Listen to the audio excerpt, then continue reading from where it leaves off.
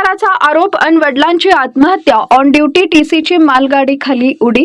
अल्पवयीन मुलीवर अत्याचार केल्याचा गंभीर आरोप झाल्यानंतर अवघ्या काही तासातच आरोपी वडिलांनी आत्महत्या केल्याची धक्कादायक घटना घडली.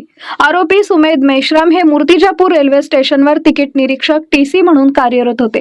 गुन्हा दाखल झाल्यानंतर 31 मार्च रोजी रात्री 8 ते 8:30च्या दरम्यान ऑन ड्युटी असतानाच त्यांनी मालगाडी खाली उडी घेऊन जीवन संपवलं.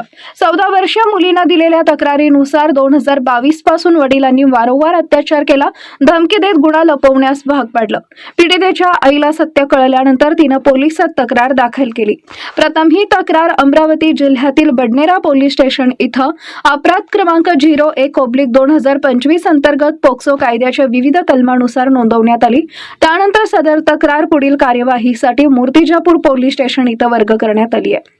घटनेनंतर जय गजानन आपत्कालीन पथकाच्या मदतीनं मृतदेह श्रीमती लक्ष्मीबाई देशमुख उपजिल्हा रुग्णालयात उत्तरीय तपासणीसाठी पाठवण्यात आलेला आहे. रेल्वे सुरक्षा बल आणि शहर पोलीस स्टेशनच्या अधिकाऱ्यांनी घटनास्थळी येऊन पंचनामा केला. सदर घटनेचा अधिक तपास उपविभागीय पोलीस अधिकारी मनोहर दाभाडे यांच्या मार्गदर्शनाखाली ठाणेदार अजित जाधव यांच्या नेतृत्वात पोलीस उपनिरीक्षक गणेश सूर्यवंशी करत आहेत. या दुहेरी घटनेमुळे संपूर्ण परिसरात हळहळ व्यक्त केली जात असून नागरिकांमध्ये विविध तर्कवितर्कांना उधाण आलंय.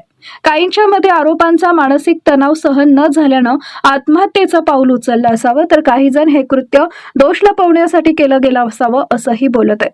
तपास पूर्ण होईपर्यंत या घटनेचं नेमकं कारण स्पष्ट होणार नाही अशी चर्चा परिसरात रंगली आहे.